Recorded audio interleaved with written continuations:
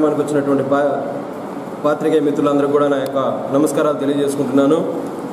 NDA కూటమి ప్రభుత్వంలో గౌరవ ఆంధ్రప్రదేశ్ ముఖ్యమంత్రి వర్యులు శ్రీ నారా చంద్రబాబు నాయుడు గారు ఎస్సీ వర్గీకరణపై మంత్రివర్గ కేబినెట్ ఆమోదం తెలిపి ఎస్సీల్లో ఉన్నటువంటి 59 కులాలకు సమన్వయం జరగాలని ఎస్సీలను 3 గ్రూపులుగా విభజించి గ్రూప్ 1లో ఉన్నటువంటి రెల్లి మరియు 12 ఉపకులాలకు 1%, తర్వాత గ్రూప్ 2లో మాదిగ మరియు 18 ఉపకులాలకు 6.5%, గ్రూప్ 3లో మాల మరియు 29 ఉపకులాలకు 7.5%గా రిజర్వేషన్లు అమలు చేస్తూ ఈ రిజర్వేషన్లను త్వరలో విడుదల చేస్తున్నటువంటి మెగా డిఎస్సి ఉపాధ్యాయ పోస్టుల నుంచి అమలు జరిగేలా ఆంధ్రప్రదేశ్ రాష్ట్రంలో ఈ యొక్క ఆర్డినెన్స్ తేవడంపై టీడీపీ అద్దంకి నియోజకవర్గ ఎస్సీ సెల్ అధ్యక్షుడిగా నా యొక్క ధన్యవాదాలు తెలియజేసుకుంటూ ఉన్నాను.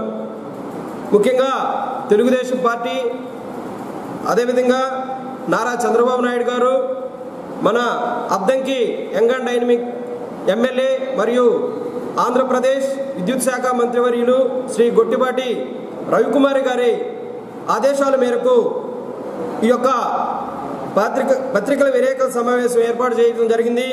చంద్రబాబు గారు చిత్తశుద్ధితో వర్గీకరణ సాధ్యమైంది.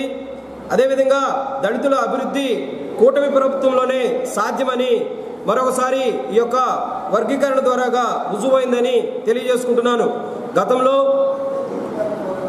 ఎంఆర్పిఎస్ ఉద్యమం చేసినప్పుడు 1996వ సంవత్సరంలో ఈ యొక్క అధికారంలో ఉన్నటువంటి తెలుగుదేశం పార్టీ, ఈ అధికారంలో ఉన్నటువంటి మన గౌరవనీయులు ముఖ్యమంత్రి శ్రీ నారా చంద్రబాబు నాయుడు గారు రామచంద్ర కమిషన్ను ఏర్పాటు చేయడం జరిగింది. రామచంద్ర కమిషన్ 1997వ సంవత్సరంలో రిపోర్ట్ ఇవ్వడం జరిగింది. ఆ రిపోర్ట్ అనుకూలంగా 1997వ సంవత్సరంలోనే ఏబిసిడీలుగా 4 గ్రూపులుగా విభజించడం జరిగింది. కొన్ని కారణాల వల్ల అది హైకోర్టులో కొట్టివేయడం జరిగింది.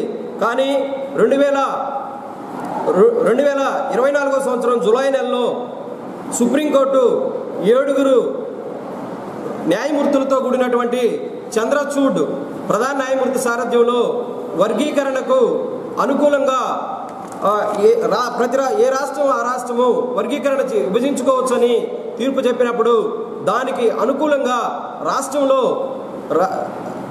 రంజనాథ మిశ్రా కమిషన్ను ఏర్పాటు చేయటం జరిగింది.